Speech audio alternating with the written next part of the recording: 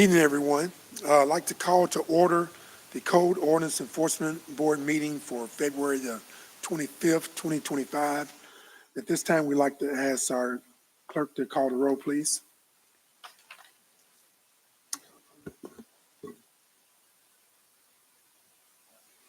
Here.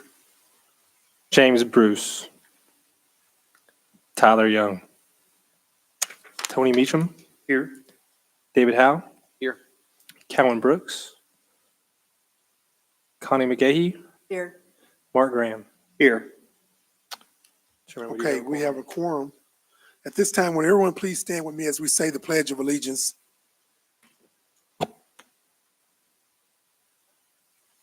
Pledge allegiance to the flag of the United States of America.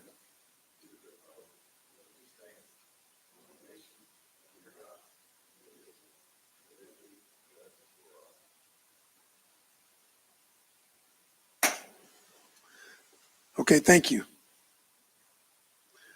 Okay, next on our agenda is approval of the minutes of our last meeting, which took place on February the 11th, 2025. Board members received a copy of those minutes in the mail, and at this time, we will entertain a motion to approve those minutes. So moved. Second. Okay, it's been moved and properly second. Any questions on the motion? All in favor, let me know by the sign of aye. Aye.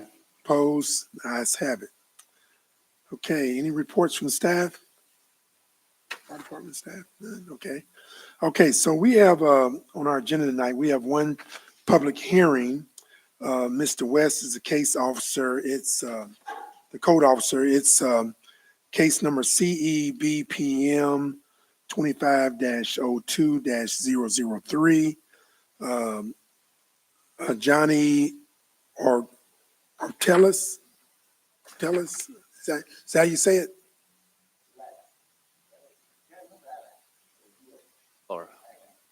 Laura. Laura Ortelis. Okay. Okay. All right.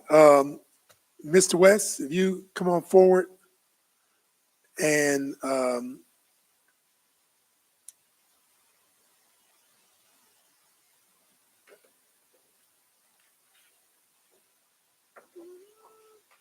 going to call you just Mr. Laura. Is that okay? Okay. If you both will raise your right hand, let me go and just swear you both in. Could you raise your right hand, sir? Do you swear to tell the truth, the whole truth, and nothing but the truth? If so, say I do. I do. Okay. All right, sir. We're going to let Mr. West testify first, and we'll call you forward. Okay? All right. Mr. West, before you get started, can you please state your full name, employer, and position for the record? Yes, sir. My name is Darnell West. I am a code enforcement officer for the Hopkinsville Fire Department. Okay, Mr. West, can you tell us about the case on our agenda tonight? Yes, sir. So tonight I bring you guys a what we believe to be an unsafe structure. This case, violation address is 1535 East 7th Street. Case number CE BPM 2502-003.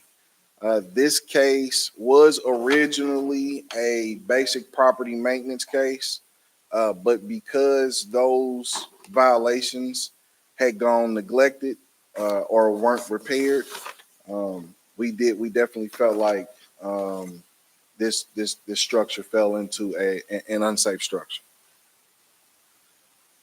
So start you off with this is the Google Street View. This was, I don't know what date that is, but March 2021.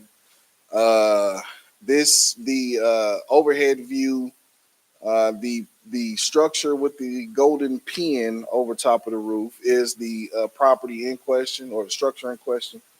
Those cars are not there. This is an older picture. And that is the PVA information next to it that lets us know where to send any notices to whom the property owner is. So this is a front view of the home. This is the right side, left side, and the back side of the home. The utility termination dates as far as water, This structure has been without water since January of 24. The electric was pulled on February 13th of this year, and the gas did not show in the system probably because it has been 8 years or longer without gas at this particular address.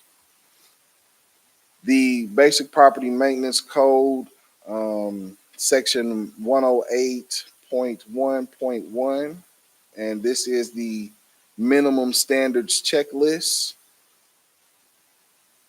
For checklist number 1, foundation has cracks or breaks, wood foundation is decaying. This is on the right side of the home, and this is a big hole in the foundation wall with a cinder block stuck in the middle of it. This is not on the physical part of the home. This crack that you're seeing in the brick and mortar is actually on the porch of the extension that was added on to the home. However, it would be considered the foundation wall of this part of the structure. The interior walls, I'm sorry, checklist number 2, the interior walls are out of plumb or holes exist, and/or siding materials is missing, and/or structural elements are in decay. And as you can see here, this is on the front of the property, and you have a massive hole with signs of decay inside of said hole. This here is a close-up or a shot where the brick and the mortar has started to separate, and a close-up of that. Here is also more of the same, where some of that brick and mortar has cracked and started to separate. And even more same here, just cracks and breaks in the brick and mortar on the siding of the house. Checklist number 3, porches, decks, balconies, supporting columns, overhang extensions are missing structural elements, and/or structural elements are in decay. This is going back to that front porch extension that was added on to the structure. And here is just where you can see the soffit is missing. That allows anything to just kind of crawl inside of that front porch. And also where they just added some plywood for whatever reason, I don't know, but it's also decaying. It's not in the best shape as well. And again, with that front porch, just the cracks and the break in the mortar and the brick of that front porch. So on checklist item number 4, it says handrails, guardrails are structurally unsound and/or elements are in decay. You do not see handrails and guardrails here, but in the IRC building code and in the basic property maintenance code, it requires you to have handrails and guardrails for any flight of stairs with 3 or more rises. And because these 2 flights do not have the handrails and guardrails, is why we scored this a yes, because you are supposed to have them on this or on those flights of stairs. The roof has holes, checklist number 5. The roof has holes and/or is sagging, and/or structural elements are in decay. And as you can see here, there is a bit of a little swag in the roof, but more or less, you can see patches or areas where, I mean, the shingles are missing or just were patched over. And this is that front porch again where the soffit is missing, allowing the elements or birds or whatever that wants to creep inside. The chimney was a no. Item checklist number 6. The chimney was in fairly decent shape. Item checklist number 7. There were some broken or cracked windows upstairs in the home. And also, this isn't the frame or the seal. However, this is the window apron. It is a part of the window. And as you can see, there is a massive crack in that window. I'm sorry, in that apron, which lets us know that the structure has had a major shift, because you don't just see cracks in solid concrete like that. It takes a lot to get something like that in those aprons. So just a few little cracks in the windows here. Item checklist number 8: the doors and windows were secure. You could not get inside of the structure without permission from the property owner. Item checklist number 9: trash, garbage, or debris has allowed to accumulate on the property, and I would say that has created an unsanitary condition. This is that backyard, the back area, and it is filled, or that back patio, I should say, is filled with just different stuff, a lot of stuff. So that would definitely be considered a yes on the checklist. And more of the same. This is around the shed, or one of the sheds on the property. Building material, shingles, windows, just a lot of debris that's accumulated on the or around this area. Item checklist number 10 is not an applicable item, so that would not count against me or him. Item checklist number 11: the interior of the structure was not accessible. Like I said, everything was intact, doors intact, windows intact. You were not able to access this property or the inside of the structure without Mr. Lore's permission. Item checklist number 12: interior walls are not plumbed and or holes exist and signs of water damage. So because myself, Deputy Chief Chad Silvers, and Fire Chief Steve Futrell did get permission from Mr. Lore, we were able to get pictures inside of the home, and the walls inside of the home, in different areas where you can see cracks, breaks. You can see some water damage from the ceiling. The floors, item checklist number 12: the floors are not solid and or holes exist or areas sag. The best way for me to describe the floors in Mr. Lore's home, first of all, if you'll take a look at the picture on your right, you can slightly see the dip in the floor, and you can see where some of the wood is pulling up, it's curved over. The best way I can describe these floors is when you are in an in-ground swimming pool and you get past that 3-foot mark and you feel that dip in the swimming pool floor, is exactly what the floors felt like in Mr. Lore's home. Okay. They were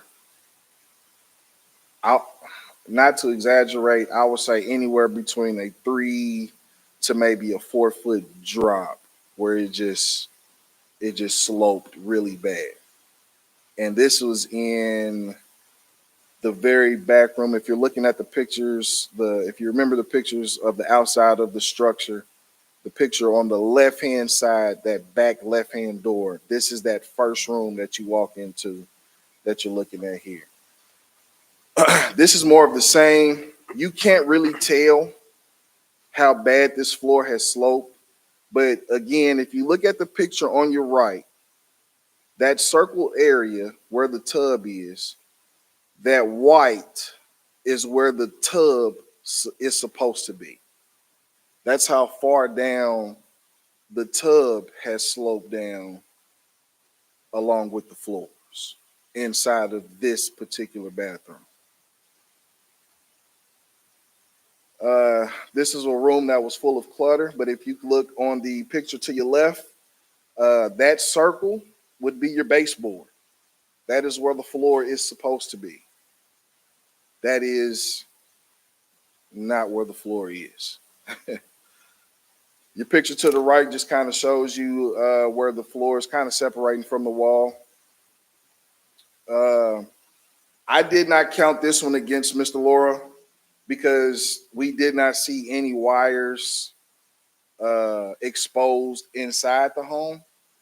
But I did want to bring to you guys' attention the wiring that was outside of Mr. Laura's home. And this was directly connected to what was the meter, the electrical meter. And I don't think that that was something that HES would have done and just left like that, honestly. More of the same here, just more wires. But because on the interior, I did not count this against Mr. Laura, but I did feel like this was something that needed to be seen by you guys today. The ceilings are not intact. Item number 15 on the checklist. As you can see in that same room that I spoke of earlier, that first room that we walked into, that ceiling has cracked almost clear across the whole room. And then more of the same in this other room where you can actually see water damage. This is in one of the bathrooms. This bathroom was not accessible. It was filled with clothes. Mr. Lord did state that they did not use it. It was more so for storage. But as you can see, this is the ceiling in that particular bathroom. Item checklist number 16. So what you're looking at here is what we believe to be the attic space. Okay. First of all, I'm sorry. Stairways are unsound and there is signs of decay and handrails or guardrails are not in place. Yada, yada, yada. Listen to me. This is not an attic. This is actually an upstairs. If you look to the right of that ladder, there is a banister. That's all the proof that you need to know that there at one time was a flight of stairs that led you up there. Where those stairs are now, I do not know. Do they access? I don't know. There did appear to be some stuff piled up at the door or at that little walkway right there when you first get up that ladder, but that is an upstairs. So we counted this one against Mr. Lord. There is supposed to be a flight of stairs in that position. The structure does not have an electric meter. As stated earlier, we did have the electric pulled on the 13th of this month. We did not look for or see a breaker box, so we did not count this one against Mr. Laura. Checklist item number 19, the structure did not have a gas meter. Item checklist number 20, the plumbing appears, key right here is appears to be inoperable.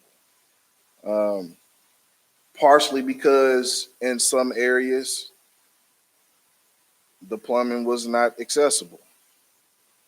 But also because there hasn't been any running water in the home since January of last year. So appears would be the key word here. And it definitely appeared to be inoperable. Like I stated, some of the rooms that you just could not access. Okay. Plumbing fixtures were in place. We did not count that against Mr. Laura. The accessory structure outside, I mean, the doors weren't closed. There was a door missing, windows missing. The walls were a little saggy. The fascia on it was rotted out. And it's full of stuff. I don't want to call it junk. It's full of stuff. So we did count that one against him in the checklist as well. So as for a total on the exterior of the building, with item number 10 not being applicable, we scored that one a 7 out of 9 for the exterior building. For the interior of the structure, we scored that one a 7 out of 11. The accessory structure, it did have a sound roof, but the walls, it says walls are plumb and or defects present. There was definitely some defects with it, so we scored that one a yes. That doesn't really qualify for the structure. As far as an overall conditions, all three of those was a yes. The structure has worsened since the first time I cited it for basic property maintenance. It is definitely a nuisance or unsanitary to not only Mr. Laura, but to the neighbors, and an overall total score of 14 out of 20, which led me to 70%. On February 13th, myself and Deputy Chief Chad Silvers went out and issued a citation and also posted 3 unsafe structure placards on each entryway inside the home. As of today, the structure still sits the same. It does. Mr. Laura has been over there to try to clear out some of the clutter, as you can see with your picture on the left. And this right here was just, I remembered I did not have anything to show you what the addition looked like, that front porch addition, but this was just me getting a couple pictures to show you the ceiling in the front porch addition, and then the amount of stuff that was stored in that area. This is a screenshot of where the property was posted in Kentucky, New Era. Our timeline would be on February 12th. The first inspection was made for an unsafe structure on February 13th. The structure was issued a citation. We bypassed the NOV because of the property maintenance case that existed prior to. Also on the 13th, we sent out certified mail. On the 17th of February, Mr. Laura did come into the office. He spoke with myself and Deputy Chief Chad Silvers, and he kind of wanted to know what his options were at that time. We explained to him what was going on and that he needed to show up tonight to kind of explain what his wishes were with the structure. And of course, the board meeting was scheduled for tonight. Here we are. So, total liens on this particular property, and I have it highlighted. Mr. Laura owes $4,280.50 on this particular property for the amount of liens and citations that he owes. On all of his properties, I don't know if that's relevant or not, but I also have that number as well. So I want to explain these next couple of pictures to you. These pictures aren't anything that really qualified for anything that was on the checklist. However, I think it's important that you guys see what exactly it was that myself, Deputy Chief Silvers, and Chief Future was walking into. Okay, I think it's important that you guys see the amount of stuff that Mr. Laura has accumulated and is weighing down the floors and is cracking the walls out of his home. Okay, and this is Mr. Laura in front of us. He gave us permission to come in and kind of assess what was going on with the structure.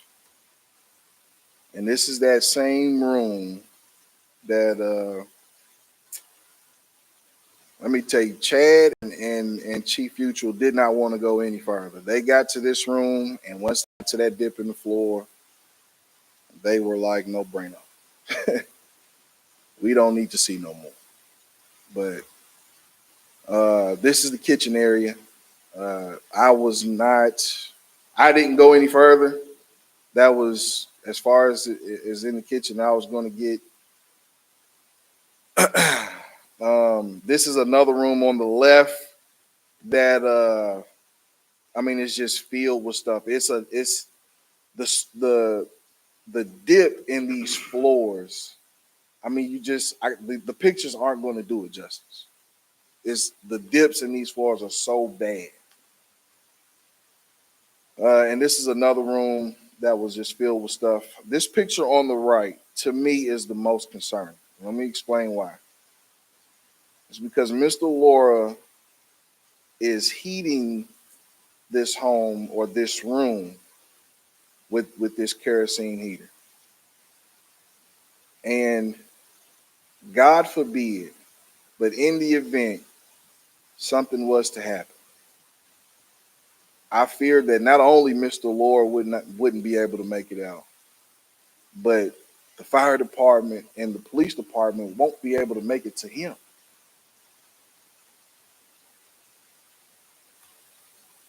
Any questions? Okay, thank you, Mr. West, for your presentation there. So just a couple for me, and then we'll see if any other board members have questions. So as far as you know, do you believe anyone's currently living there? Just your opinion. I don't believe Mr. Laura is currently living there. I do believe he's probably still accessing the structure, but I do not believe he's still staying inside the home. Okay.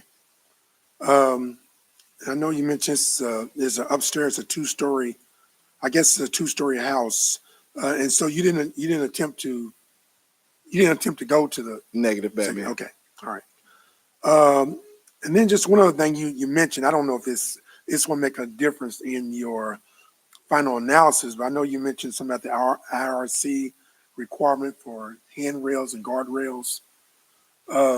Is there some kind of grandfathering provision for older homes? It seemed like to me this was a older home, and I know some older structures don't have the same requirement as far as putting in guardrails and things of that sort for. I would say yes, but in this particular instance, that the areas that had the flights of stairs were in addition to the property, though that wasn't something that was pre-existing. Part of the regional structure. Okay. So because it was an addition, something that was added on is why we counted it against it. Okay. All right. Okay. Are there any other questions from board members for Mr. West? While you were in the home, walking through the rooms that you felt safe, how far was the actual dip in the room that you went into that was the furthest dip? It would be that front, that room with the most stuff that you see. And like, to not exaggerate, I would say anywhere between a 2, maybe a 3 foot drop from solid floor to slope and sag. It was a very, I don't want to say steep, but for the lack of better words, it was a very steep slope. Do you know if there's a crawl space under the house? Did y'all ever see an opening for that? Well, I was told by a gentleman that used to work for Mr. Laura that he has a basement under the home, but said basement was full of tires. I cannot confirm or deny that because I did not try to get access to said basement. We did see the hatchway doors outside in the backyard, but it was not something that I was willing to risk trying to look at. But I have been told that there is a basement under the home. Last question I've got is, as you're walking through that home and looking, what percentage of the escape route windows were blocked with stuff Mm. within the house? Ooh, that's a good question. That's a good one. So if I had to give a percent, I would say maybe escapable windows.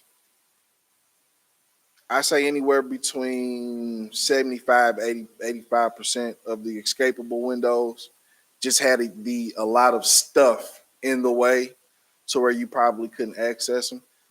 There was one room, that room where the kerosene heater was, um, that was probably the only room that I would be confident in that they would probably be able to get out of the window just off of memory.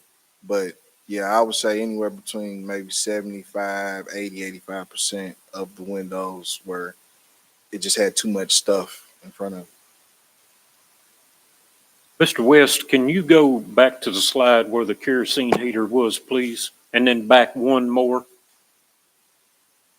If we look at that picture to the left-hand side over close to that window, you see a gas can. And I don't know if there's gas in that can, but if there is, certainly that is just as much of a hazard as that kerosene heater. Absolutely. So there were propane tanks and other things inside the home, which, as stated earlier, man, it's more concern for Mr. Laura and his daughter who was in the home with him at the time. Mr. Laura, I've been knowing this gentleman for years now. He's not in the best of health, to be honest. He gets around, but it's difficult for him, and you can tell. So and let me say this again, God forbid, but if in the event something drastic happens where he has to get out of there now, I just don't believe from what I've seen that, I mean, it's possible. It's the pathway that Mr. Laura had is extremely small. And this is in a lot of rooms. I just, not only Mr. Laura, but our fire guys, man. I was told that as long as Mr. Laura and his daughter was not in the home, if in the event it did catch fire, fire guys was not allowed to go inside. That is a death trap.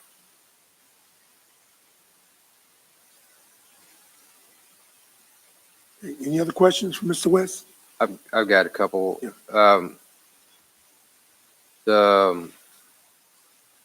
I'm assuming from your presentation you did not inspect upstairs. Absolutely not. The floor failures that you showed, does that look like a joist failure to you?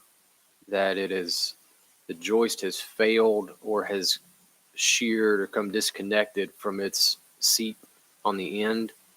Because it's got a negative bending, I would call it, a frowny face, like it either is buckled up in the middle or it's dropped on the sides, right? So I'm fishing for, has it dropped off of its seat on the sides? That is a very good question. And I'm going to be honest with you, it's different in different rooms. If you remember the case where the room where the floorboard was, I would say that is one example where the floor is just off its seat. However, other rooms, I think I passed it. There's other rooms where the floor in the middle is what has collapsed. I would say that would be the perfect example of the joist. So I think it varies in different rooms, but I would say a little bit of both, honestly.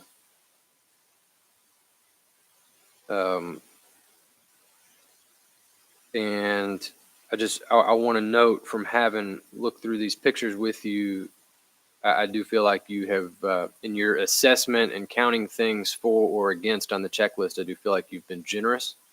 That's your prerogative, but I just want to note that, that I do feel like you've been generous toward the property.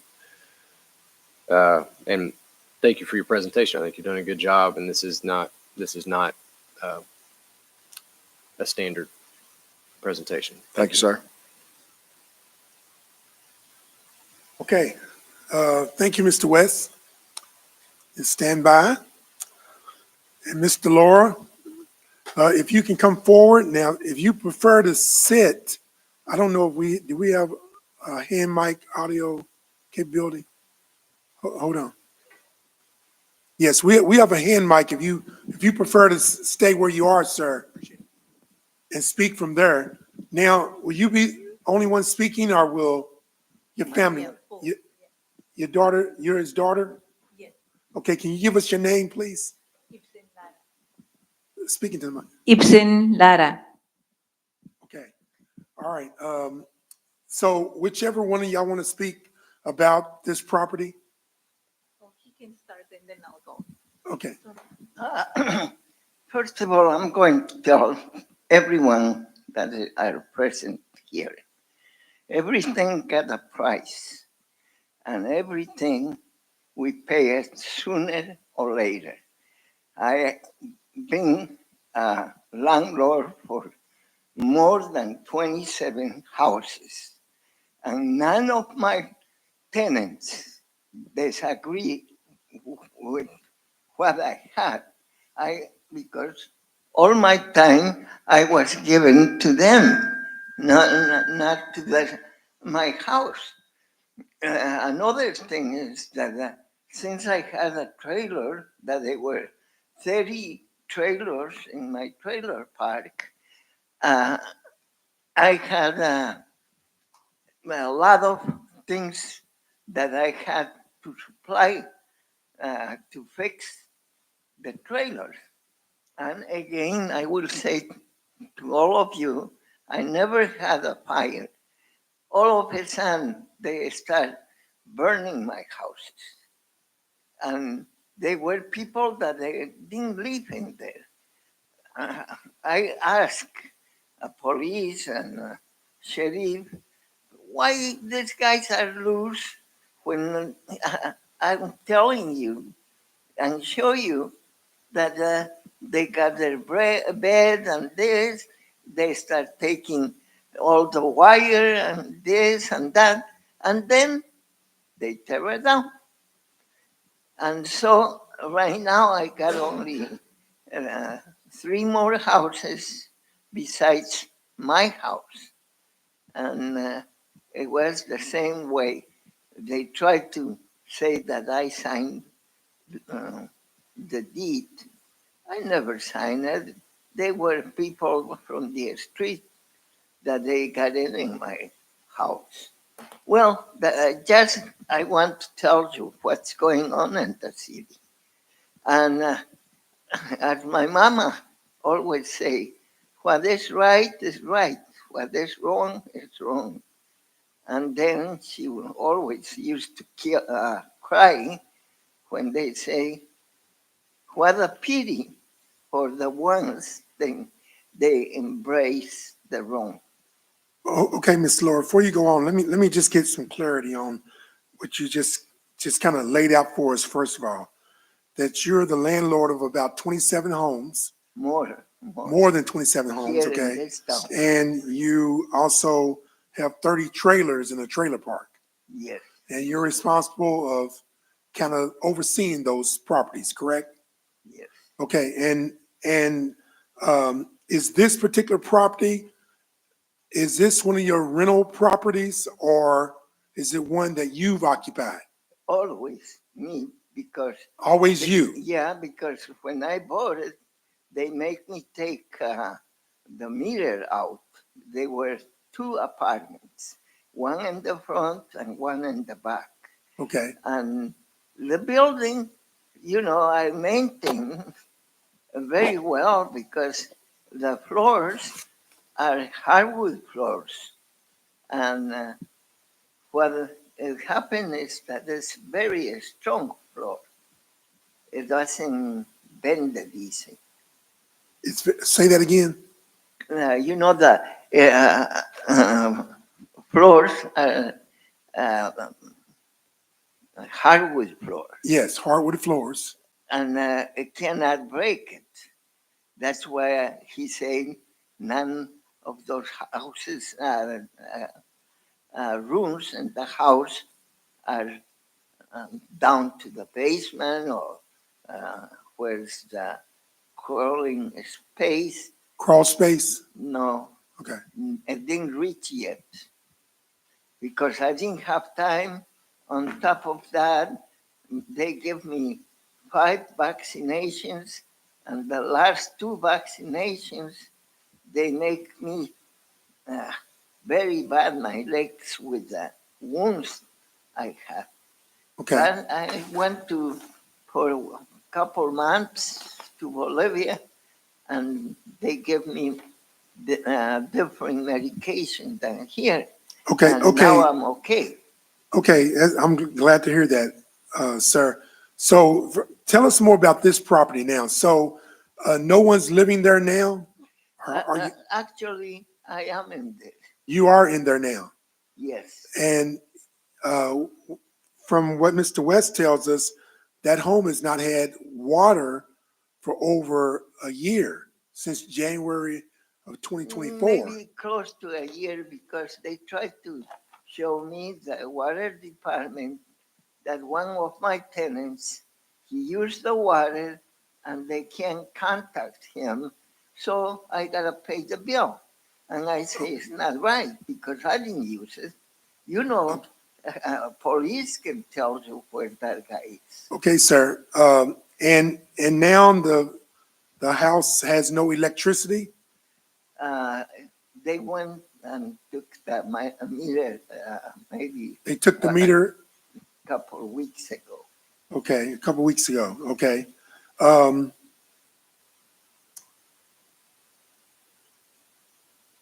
Let's see. And we were shown a room that has a kerosene heater. And so is that what's been providing heat for your home? Yeah, my daughter is supposed to be a person got no place to go. And for the winter, I told her to get in there. And it's a room like 12 by 16. And she used more or less the electrical heaters, not the other kind of heaters. The other kind I always had for my tenants. I used to buy 50 heaters, and then I had always a heater for the trailer park. Okay, we're just talking about this property here Yes. before us now, sir. So let me understand. So is your daughter living there with you also? Yes. Now, okay. Not you, but another daughter. Okay, all right, okay. So, sir, do you understand the city's concern for you and your family in this property because of not only the floors being unsafe and unlevel, but also you have no running water, you have no electricity, and you basically have no heat. And so this is brought before us because that's a very unsafe structure for you to stand in, and it's not healthy for you or our community. Well, Do you understand that, sir? yes. Okay. You know, it's not so because I go to a Planet Fitness for taking my For washing my- use water and things of that sort at Planet and Fitness. the other water that he can even see, so many empty bottles, I go to the store and I buy 1 gallon, maybe 5 gallons, and I accumulate in the house. So according to the pictures, you never seen that. Okay, okay, Because now he we didn't took see what water he bottles. wanted. Okay, He didn't take the rest of the rooms that are in good shape. okay, In other okay. words, yeah, Well, from, 80% of the rooms start, it won't take much time. I had people, they were working for me and was paying them, right? But it happened that the police got them and put them in jail because they don't pay the child Okay. support. okay, all right, okay, so sir, so I know you've kind of made provisions around these things, but you know the city has ordinances that require, in order to be a livable structure, you have to have water, electricity, those things there at that location. We can't depend on residents to go to other facilities like Planet Fitness or Walmart or other places to bathe and do those things. Um, so, um, so, ma'am, do you have anything you want to add or? Okay. Good afternoon, everyone. I just want to let you know that I just found out how he was living like 2 weeks ago because I never knew how he was. I know him like for many years since a little girl. He always was taking care of buildings and everything, and he brought them up to code. But this is like the first time I saw what you all saw, and it's pretty bad. So we just want, if you could give us at least 60 days to help him out and put everything together. I'm getting a crew of people to help him get rid of the garbage, basically, and then help him with the floors that are the main thing there. And then later on, we can keep on fixing the outside. If you could at least help us with that, because uh, the way I see the things, he's been going through a lot of health issues since 2023. And because of the vaccines, he has like diabetes, and he had one of his toes amputated. So that made him even worse. And it seems that throughout the years, his health went down instead of better. And he never ever told us what was the real situation. Because if I would have known that, I definitely would have come here a long time before that. Okay, So okay, if you could at least give us time to fix it, that would be great. okay. Thank you for sharing that with us, ma'am. Um, so you're asking that we give at least 60 days in order for, um, can you envision this structure ever be brought up to code to satisfy the city's requirements in Yes. 60 days? If you give us more, that would be even better. But Well, I can tell you now, man, we would not be able to allow you that much time. yeah, I think the maximum days we can allow you to do any type of, I guess, repair, renovation to bring up the code is 90 days. okay. And you also, within 45 days, have to present a plan to the code officers for their approval to meet that requirement. So it's a pretty steep hill to climb. And Yeah. I think get pretty expensive because we're talking about not only the interior, but the exterior of that structure to be brought up to code. And that's a pretty steep hill to climb. Yes, I know. It's pretty much. I went to see it. I almost faint. Yeah. The thing is that I'm gathering some people, and the first plan we have is getting rid of most of what is in there because it really is a hazard. So if we get rid of all the garbage, we could start with the first and second floors and fix those, and then go with the other ones that are at the other side. Um, Yeah, because we already started cleaning at least one room we have it that could be starting maybe next week if we can. But I don't know if we need a permit or something to start fixing, or we can just start fixing. That's what I wanted to I know. believe the code officer is shaking his head. Yes, there are some permits you probably will need to have, and you got to work very closely with them to get this done. Let me ask you this: Have you considered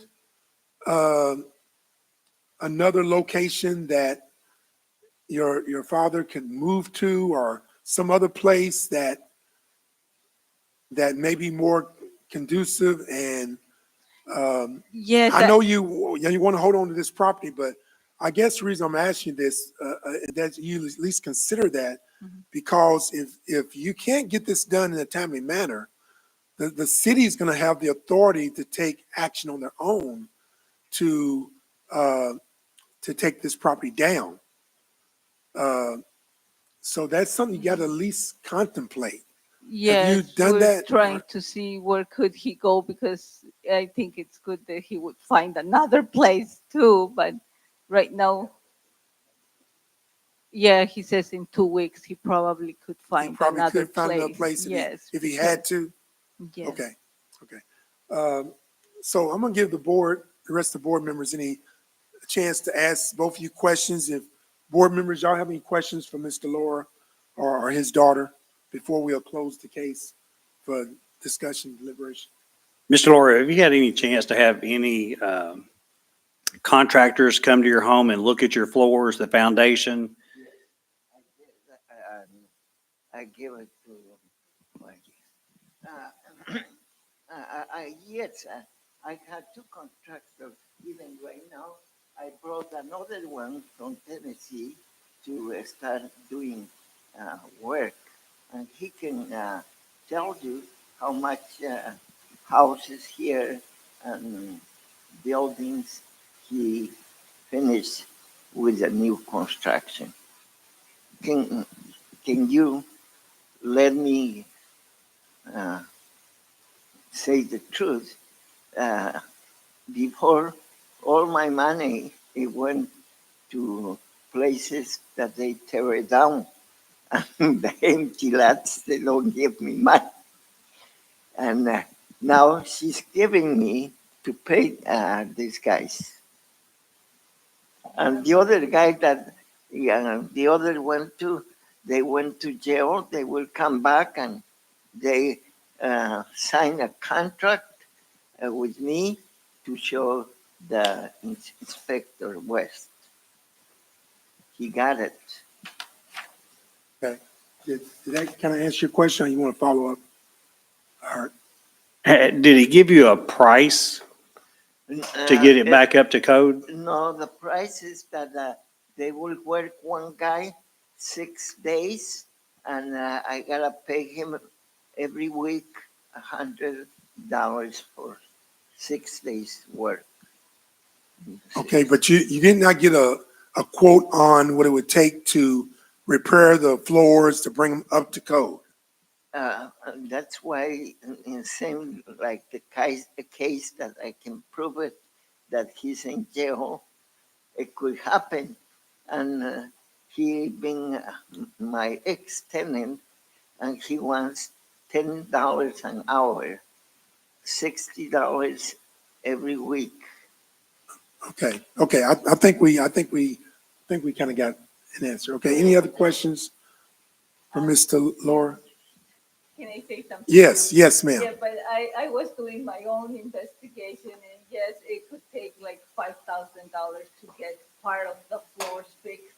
That Okay, would be the main one. okay, If 5,000. we could do that, and then later on, I'll just get another quote to see how we can fix the exterior, because I didn't know that was part of Okay, it. okay, So I'll get a quote on that too. okay. All right, okay. Any other questions? I would just like to ask, I think it's been answered, but I'd like to just put it out there again. Do you feel confident that within 2 weeks you could find another place to live? Correct. Yes or no? Yes. You said I correct. do. Okay, thank you. Because it's one of my tenants moving from 910 East First Street. Okay. Okay. Thank you. Mr. West, you got something more to add? Yes, sir. If allowed. Yes. First things first, I wanted to say that the basic property maintenance case started in 2023. Mr. Laura was aware of these issues for over a year now. But it wasn't until he got that unsafe structure placard and that meter removed is when some action has started to be made.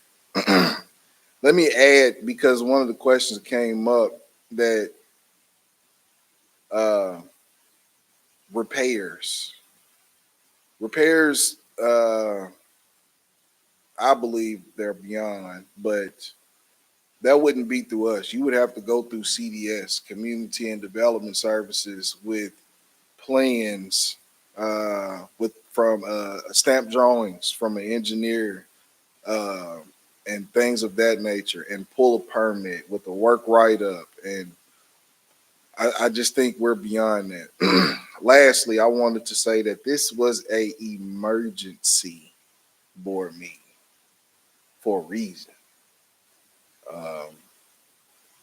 I think we're past time for remodeling and fixing up things. But that's out of my hands, so I'll leave it up to y'all. Thank you. And Mr. West, for the record, just to make sure the record's clear here, if you could go to the picture of the placard, I just want you to testify to that, to get that in the record. There may be some questions on whether or not the property was condemned by the fire department. If you could expand on that for the board, please. Yes, sir. Give me 1 second. Yes, yes. For the record, tell us who you are. Deputy Chief Chad Simmons. Okay. No matter what if y'all decide not to demo, the chief wants to take it on the fire side. If not, it's that bad of shape. Okay. So we want to come here first, see what y'all do. It's that bad of house. Okay. All right. Okay.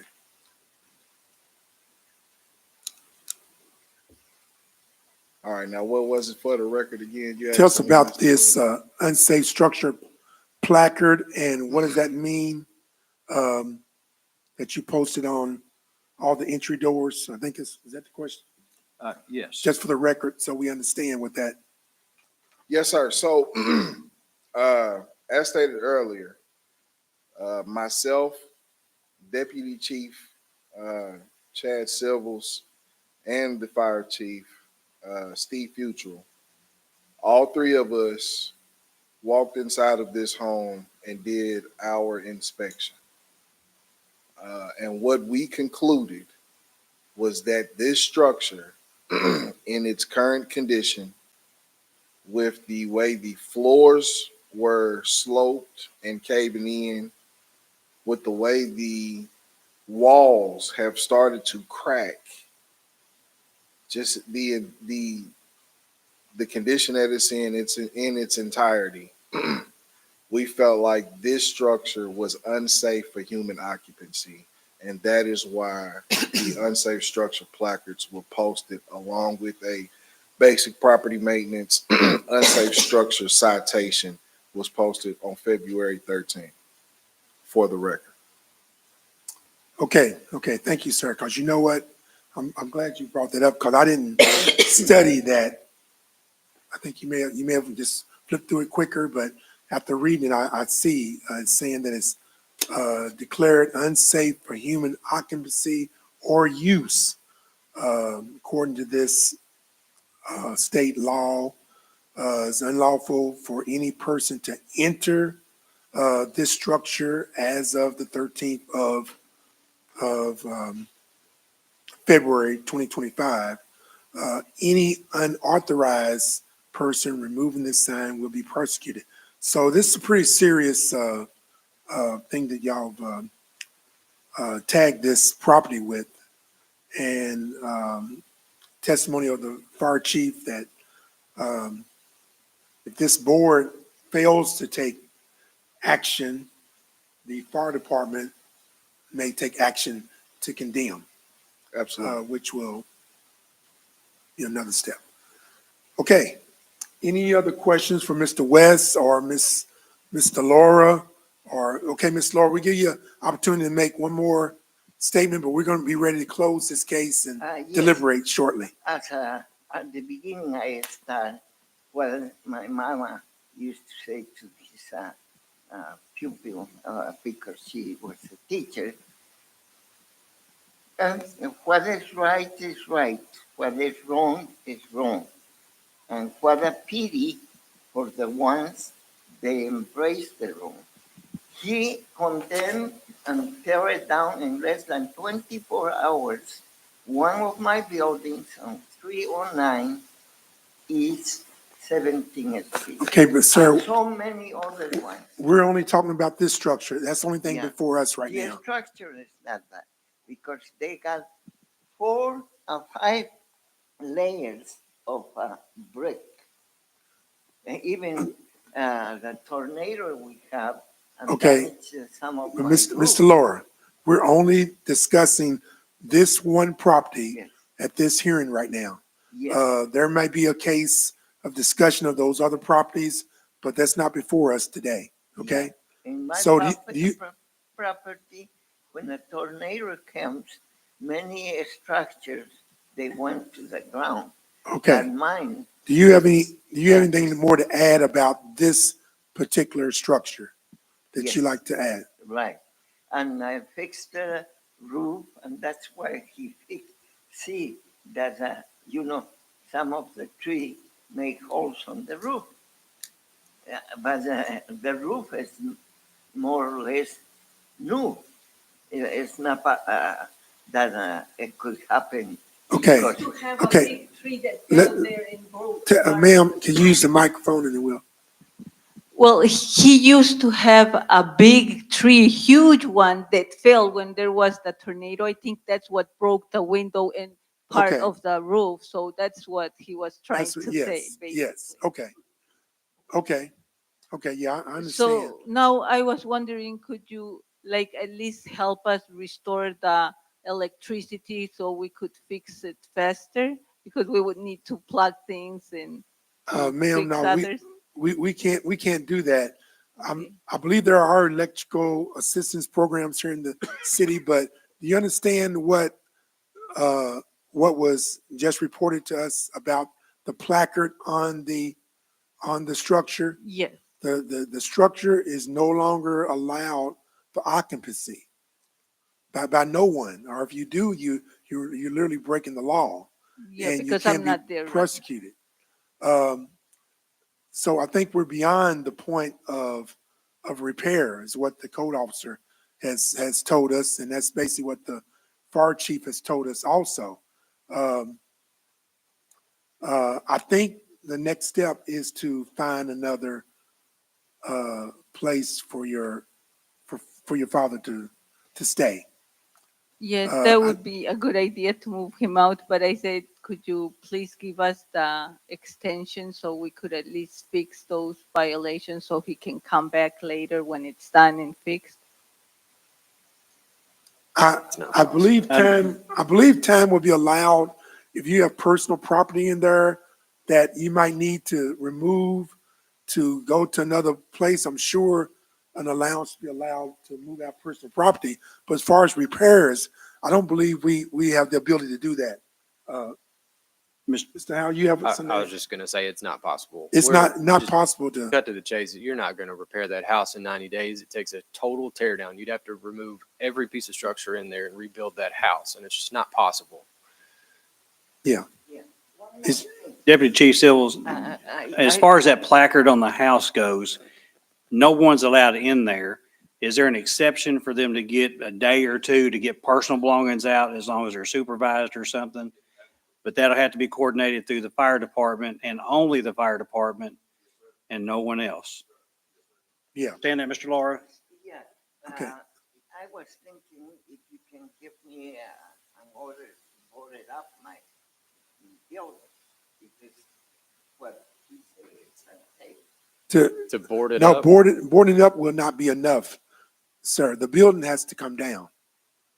The building has to come down. It's beyond the point of repair. It's beyond the point of fixing up.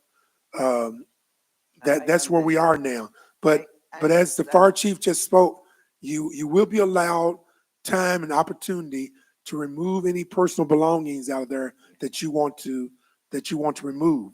But beyond that, we're past anything else.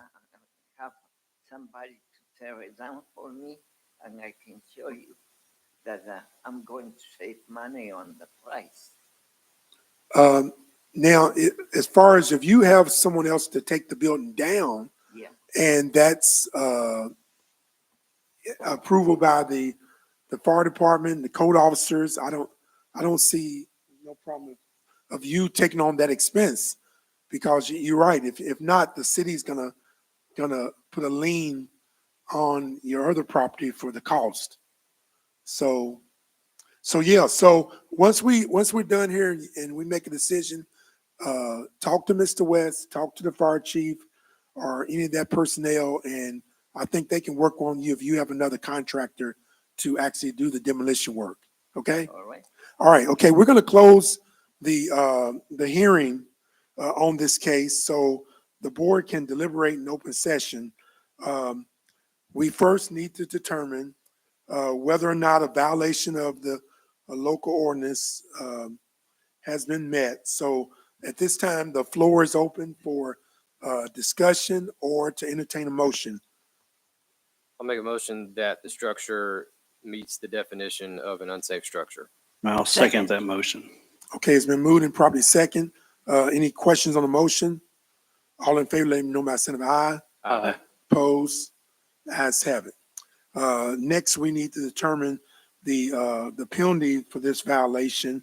The floor is open for deliberation or entertain a motion, and the fine related to this is $350 minimum to $700 maximum, plus there is a $200 administration fee. So the floor is open for discussion or entertain a motion. I'd like to just state, I was on the dilapidated structures panel before that got absorbed into code enforcement, and I've seen a lot of unsafe structures, dilapidated structures. This definitely fits the definition. I can't remember a case in which we had it occupied. It may have happened before, but I don't recall that. So that is sensitive and it's concerning. It's definitely concerning from a loss of life standpoint. The fire risk that we have has been laid out to us, it is concerning. And that's a weak word for it.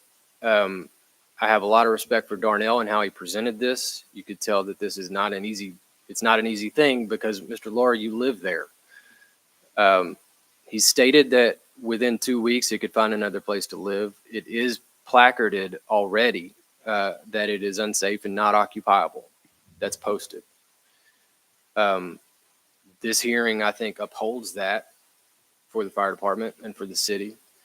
I think, well, I don't think, things that I know, it was brought up as basic property maintenance. He said back in 23, and I remember that. And at that time, you probably could have brought it forward as unsafe, but we didn't. The point there is that there's been time. Yes. Been time offered, opportunity offered to make repairs and to make changes, and none of that has happened. I don't see any indication that anything is going to change after this hearing, and for that reason, I recommend that we put the structure on the city list to demo. With respect to Mr. Laura's request, I've seen a track record and I see no indication that that would actually occur. And I think that it's important that it gets torn down in a timely manner and we don't offer some extended period of 60 or 90 days for him to self-perform that because I don't see any indication that it would happen. Okay. So I make the motion. Well, and if there's any further discussion, I'd be glad for the floor to be open for discussion. But that would be my thought is to have the city demo the property. I'll chime in with him. I think the track record, because I think one of the pictures that showed up there, this is not the first property that the city's had to abate. So if I remember correctly, this is the third or fourth one that we've had to abate for Mr. Laura. So I make a motion that we assess the maximum fine because we've not learned anything from the past and assess the $200 penalty or fee. No, ma'am, we're past that point now. Okay, so a motion's on the floor. We need a second and then we could have Second it. discussion on that. Okay, it's been moved and probably second.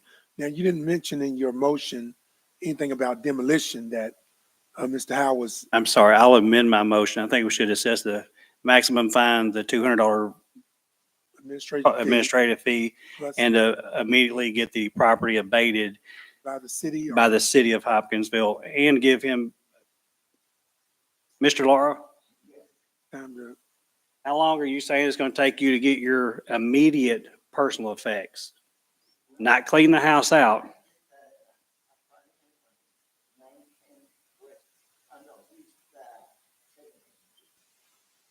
I'll add in my motion to give him 1 week to get with the fire department to schedule entrance and exit to get his personal belongings out. okay. Now, does that amendment need a second? I'll second it. Okay, the amendment has been second. Also, any questions on that motion that was just laid out? Okay, motion was for the maximum fine of $700 plus a $200 administration fee, plus that the city would demo the property, and allow Mr. Laura 1 week, 7 days with the fire department escort to get any personal belongings out of the property. Is that? Yes, sir. Okay. All right. Okay. There's no questions on the motion. All in favor, let me know by the sign of aye. Opposed? Ayes have it. Okay. All right. We have a paper for the sign. Yeah, you have a question?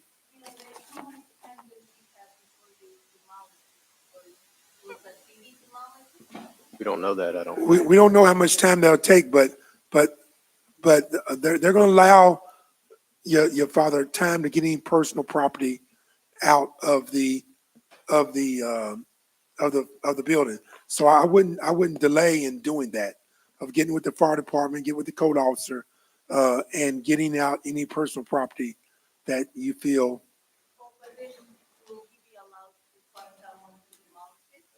No, ma'am. The decision of this board was that the city we're asking the city to take that action.